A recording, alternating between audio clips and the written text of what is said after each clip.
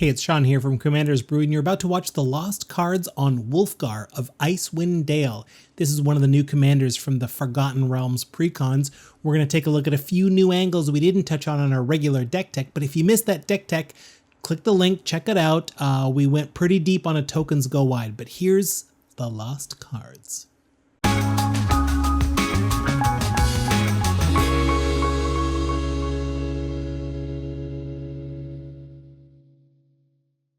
All right, welcome back. It's the Lost Cards for Wulfgar of Icewind Dale, our brand new Gruul AFR Commander Precon Commander. AFC.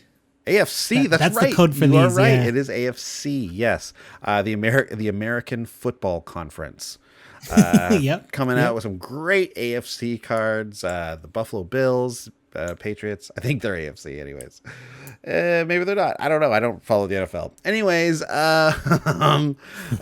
let's get into some stuff that we didn't do. So for Wulfgar, for this version of Wulfgar that we did this week on the main show, we just did what I think you would expect, which was double up some really great attack triggers. We specifically went with some tokens, right? And we were like using that melee ability that Wulfgar has and some of the other creatures to pump up our army of tokens that come into play as we're attacking. That way we can double them up.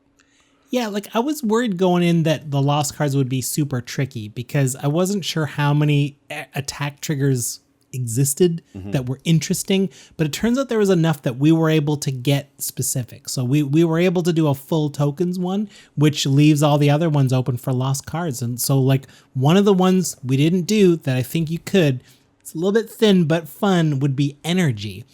We get to take advantage of things like Aetherwind Basker. This is a big one. This is 4 green. It's a 7/7 lizard with trample, and whenever it enters the battlefield or attacks, you get an energy, and you can pay an energy to give it +1/+1 until end of turn. So it's going to come down and give you a handful of energy, and with a double attack trigger, it's going to give you a ton more energy, and you can probably grow this to as large as you need to just kill someone almost with one hit. Yeah. If you've got haste, if you've got a way to protect it with greaves or boots or something so no one can just kind of bang it out of the air like that, out of the ground. It's not in the air. Yeah, it tramples. It looks like it might jump off that rock. Who knows? Yeah. But this was I remember this. We used this guy a lot. This was our like Crater Hoof fill in a lot of the time before we got the raise. End raise Forerunners. But what's that cost now? Which we ended up using even more. It's because this is a mythic. This one I think just ended up being like not expensive, but like it cost a few bucks, I think. And sometimes mythics are hard to find. I find sometimes. It's like, you're weirdly out of this one like kind of weird mythic no one cared about. Yeah, happens from time to time.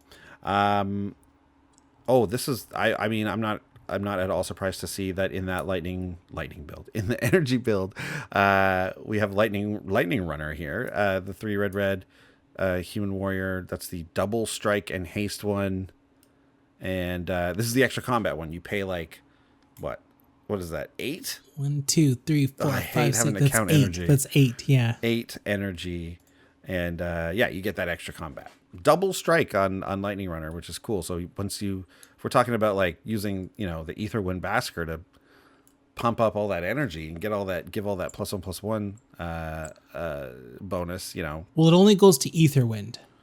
Wait, what does? Aetherwind Basker can only pump itself up. Oh, I thought it did it too. Oh, you're right. It is. I thought it was just like other creatures in total. But so Lightning Runner was the creature that got us into energy, and I want to paint the picture here. It cost 8 to untap everything and get an additional combat phase. And you get 2 when Lightning Runner attacks. But those are both part of the same trigger. So if you've got Aetherwind Basker and a boatload of energy in your mana in your just reserves, you gain 2 and then have a chance to pay 8 for an extra combat step. That trigger happens again, you gain another 2 and have a chance to pay another 8 to get a second stacked additional combat step. Whether or not Lightning Runner survives, you're going to get triple combat if you have enough if you have enough energy. And with Aetherwind Basker and Lightning Runner, there's a world where you're generating enough energy to keep paying enough energy and get almost infinite combat steps. Well, it is infinite if you have, how many creatures do you need? So Aetherwind, when remember to double or them. attacks, right? So when this attacks, you get 2. When Lightning Runner attacks, you get 4. So you get 6 if you just have these 2 attacking. So you only need 1 more creature to attack with these 2 guys and have it survive, obviously. Yes. To then have infinite infinite combat steps. Okay, we found, hey, we did it. We broke infinite combat steps. We broke energy and we found infinite combat steps. Yeah. Pretty cool. Pretty good though. Yeah. Another way to look at this would be just tons of mana. Take a look at this card, Druid's Repository. This is a very underrated card, I think. It's the 1 green enchantment that whenever you attack, you put a charge counter on it, and then you can just remove those charge counters for mana. Right? Right. So doubling, you're getting 2 charges per attack. Yeah. So this is like with a few creatures, you can generate a ton of mana. We all know Savage Ventmaw. It attacks and adds 6 mana or 12 mana, which doesn't empty your new main phase. Of course, that deck runs Rada. Every time you attack with 1 or more creatures, add that much mana twice.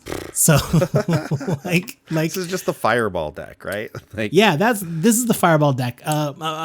We have to mention Goldspan Dragon, 3 red for the Flying Haste Dragon that makes a treasure when it comes in, and it doesn't do it when you attack. You know what?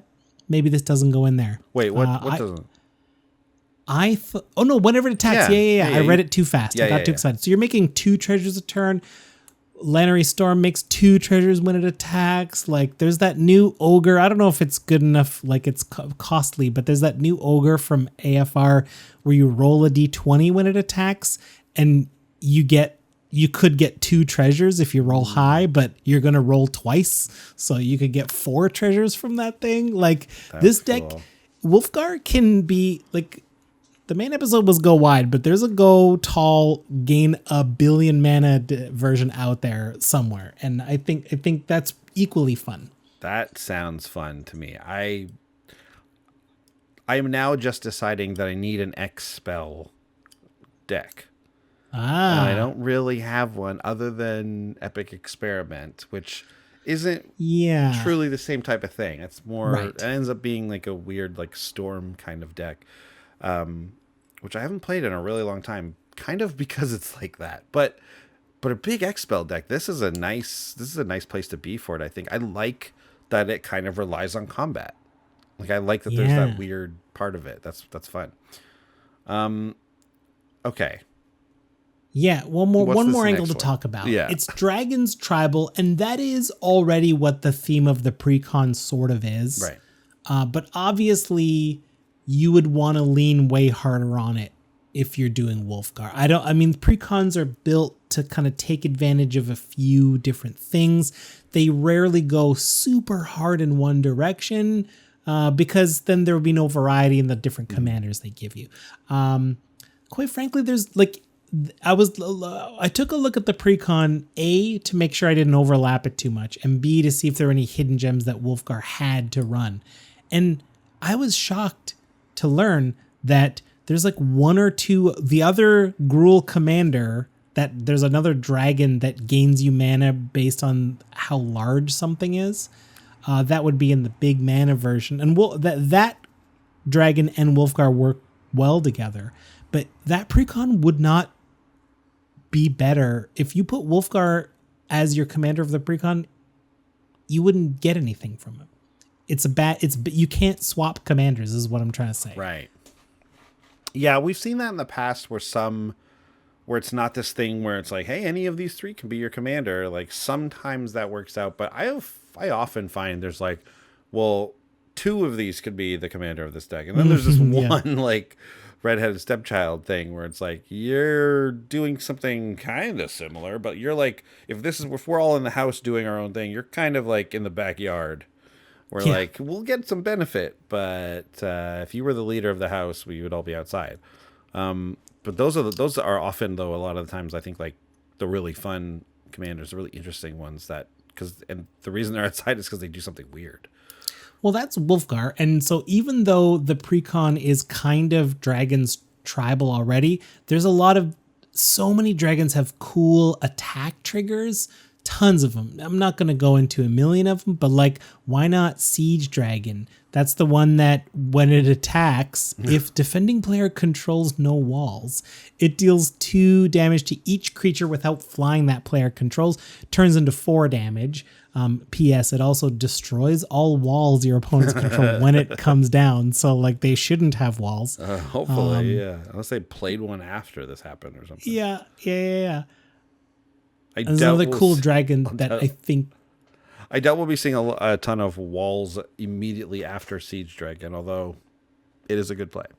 Yeah, I mean, and if you're playing against Arcades, you've just killed their whole board anyway. Yeah, that's right. So maybe they play one more wall, but like they're dead. It's funny. This isn't changed to creatures with Defender. It is walls. It is a creature type that it cares about. It is walls. Yeah. And there's a lot of defenders that are not walls. Yeah, tons. Yeah, so whatever.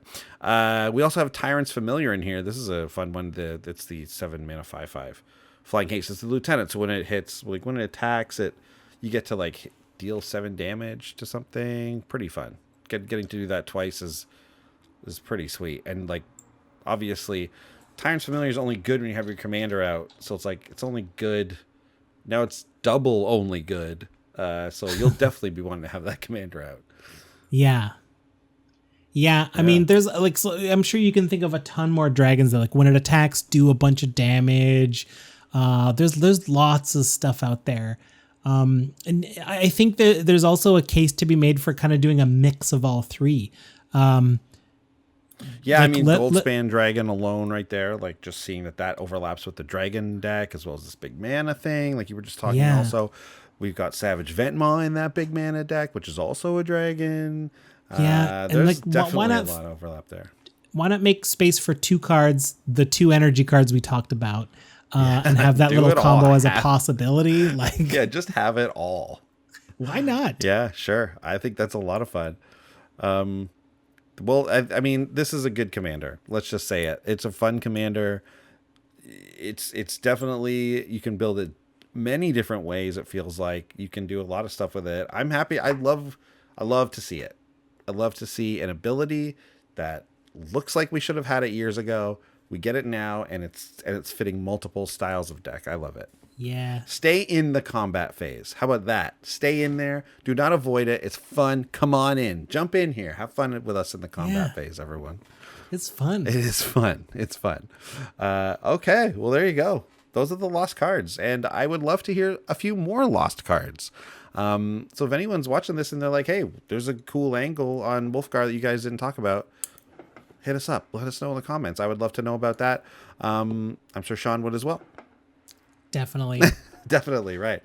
Okay, well, that's going to be it for this week. Thanks for watching Wulfgar of the Icewind Dale, the Lost Cards, and the main episode. Hopefully you check that out. And we will be back next week with a brand new deck tech and even more Lost Cards. So check us out then. Bye. Bye. Thanks for watching. If you love what we're doing, consider supporting the show by going to patreon.com/commandersbrew. And if you want to get any of the cards from our deck list, go to our TCG Player affiliate link below. That helps us out too, and for a free way to help us out, consider sharing the show with some friends. Like and subscribe, add a comment or 2. See you later. Bye.